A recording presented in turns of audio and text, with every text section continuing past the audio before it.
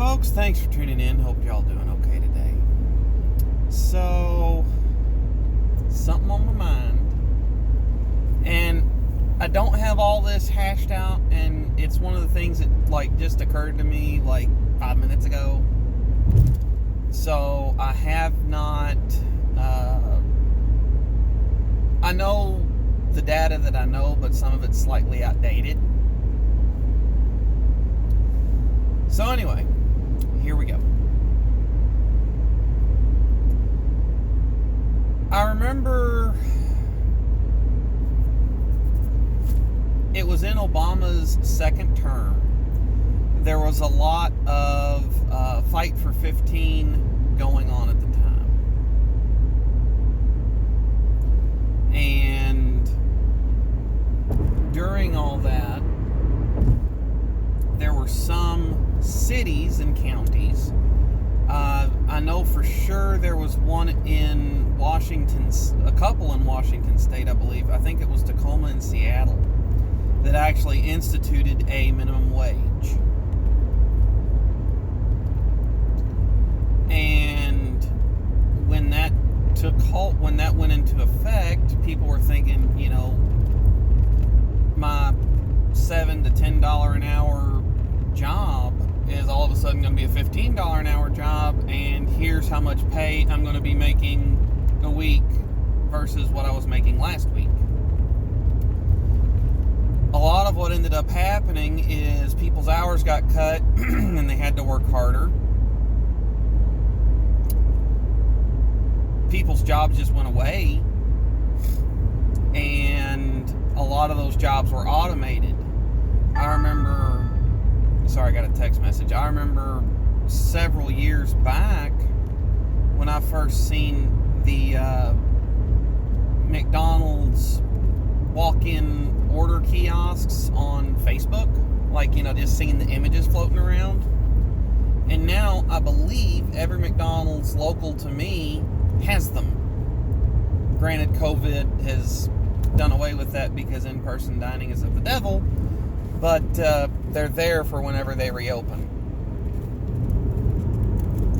So that's one of those things, there was an answer to that minimum wage because they can work the store with fewer people there. Some McDonald's went during peak hours, they've got 2 or 3 cashiers just running the front registers. Well, you can cut those 2 or 3 people out. That's saving you $45 an hour that you can use to supplement the cost of all the additional workers that are making $45 an hour. Or that are making $15 an hour, excuse me. But that's $45 an hour that you're saving the business if you got rid of all the cashiers and had 3 cashiers working a shift. So I remember thinking that then, these people don't realize the can of worms they're about to open. Well, now in the Biden, I forget what they're specifically calling it, but essentially the Biden CARES Act, the Rescue Act, whatever, they're talking about $15 an hour minimum wage there. And here's where I come down on it. I am not highly economically minded when it comes to what's going on. I understand what, in my opinion, makes for generally good and generally bad policy on a wide variety of topics, but I do have my niche where I understand things. Give you a case in point example. Someone wants to come at me with pushing gun control. I can, just due to the research that I'm passionate about, the things I'm passionate about, and the things I know, most of them don't, and this isn't a brag, it's just most people haven't put in the time to learn gun laws, laws, their effects, the situations where mass shooting happens, how most gun deaths occur, what weapons are used for most gun deaths, the gun death or the gun violence to firearms regulation correlation. They don't know that stuff. So when they decide that they want to talk about that and they disagree with me, that's fine. I typically end up educating them as far as they learn things they didn't know, or they ignore everything I have to say and walk away mad because I know more than they did on a given topic. One of the two things that happens. Anyway, so I don't know a lot about economics, but one of the things that I do know is I know that with the specific system of government that was put in place in the United States, there's the ability to give trial runs to what could become national policy. So, one case in point would be these cities and counties out west that did minimum wage increases in these areas. Was the overall net effect coming up on, say, 7 years out, was the overall net effect of that good or bad? Did it make it easier or harder for people to get a job? Oregon decriminalized every drug. I don't particularly know, like, if they are going to be mandating rehab for people that have addiction problem to harder street drugs or not. I don't know the ins and outs of that. Frankly, I think it's going to end up causing more problems than solutions, but my takeaway from all that is states and localities have the ability to do trial runs on all sorts of things and see what ends up happening, and if the rest of the country and if the rest of the politicians were smart, pardon me, my allergies are kicking in bad, folks. It's that flood water, there's probably a lot of mold in the air. If people and elected officials were smart, they would be more than willing to learn from the data from these other states and localities without having to do the lesson themselves. My opinion. So I don't particularly understand why a lot of these policies they're trying to drive from the top down instead of from the bottom up. And I had a discussion with a coworker about that last night. The way I look at it, at this present day and age, $15 has an established worth as far as what it will buy you or what a thing is worth. What, a set amount of time, a set value of a good. This might sound callous, but I don't frankly care what the wages are. Minimum wage, top out wage, whatever. I don't care. And here's why.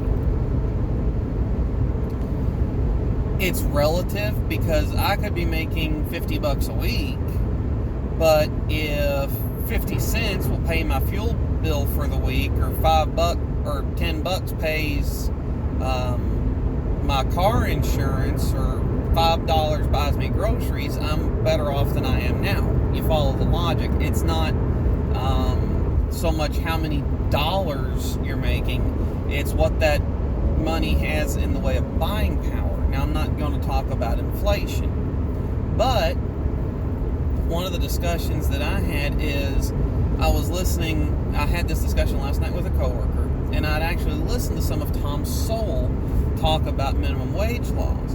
And he said that when the first minimum wage laws went into effect, that unemployment among teens skyrocketed. Now, you can have your own opinion on what kind of work that teens should be doing and blah, blah, blah. He was working as a Western Union telegram runner at the time. And that's how he made his money. And he was working for, I think minimum wage was 40 cents an hour. He was making 60 cents an hour. This was in the 50s, I think. But here's what ended up happening when minimum wage jumped. Back then, it priced a lot of people out of the market.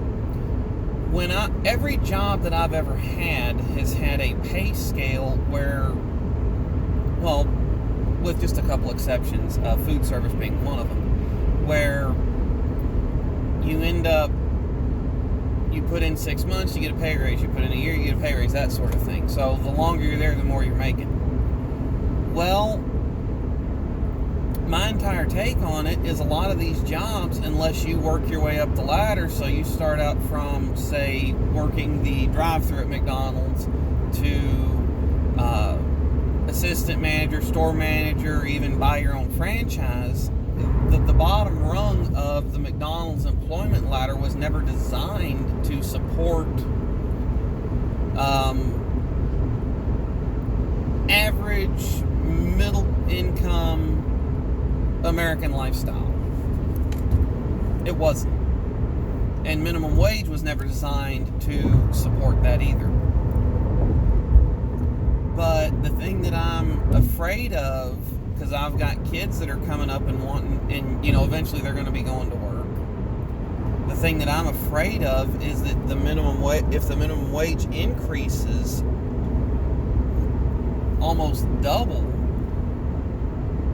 what the minimum wage requirement is that it will move the first rung on. Pardon me. I told you my allergies are kicking my butt. I forgot to take my medication today too. I'm done. Is that it will move the bottom rung of the employment ladder out of the reach of the bottom the employees that are starting out.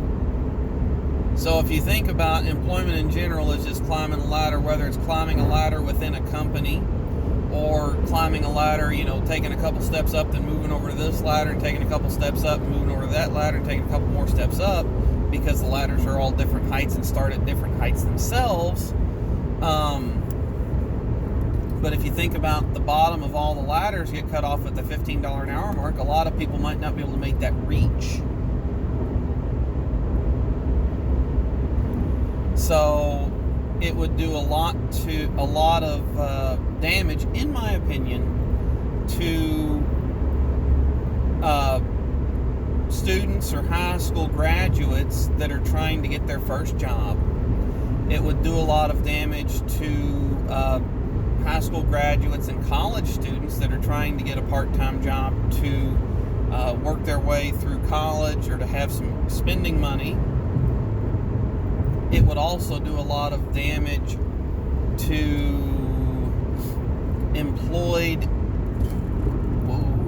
brake lights.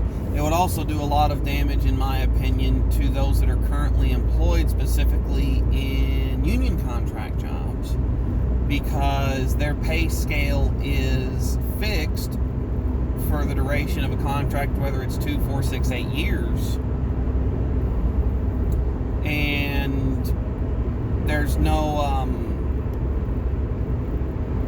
adjusted inflation protection in all that right now, in mine. Some of them have them, most of them don't. They used to have a cost of living allowance at my job years ago in the union contract, which looked at, hot ticket consumable items and adjusted your pay according to inflation.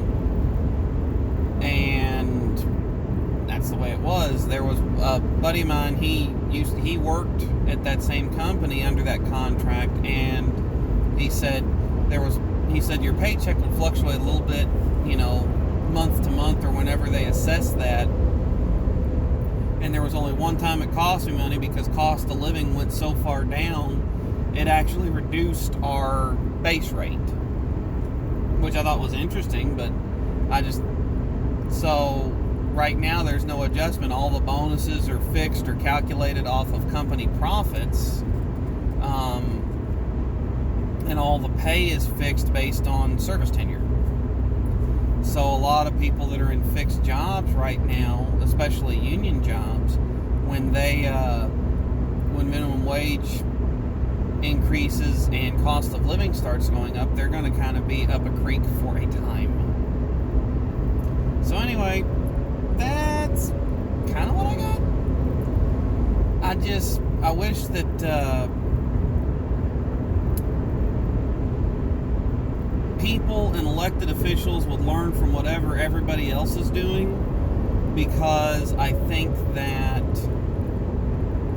you can run a lot of different experiments in the United States, whether it's social, economic, whatever, and you don't have to run them nationwide. You can run them from or in smaller sample sizes and learn stuff that way. I wish that people would just learn from that. So that's what I got. Thanks for tuning in, guys. Catch y'all next time.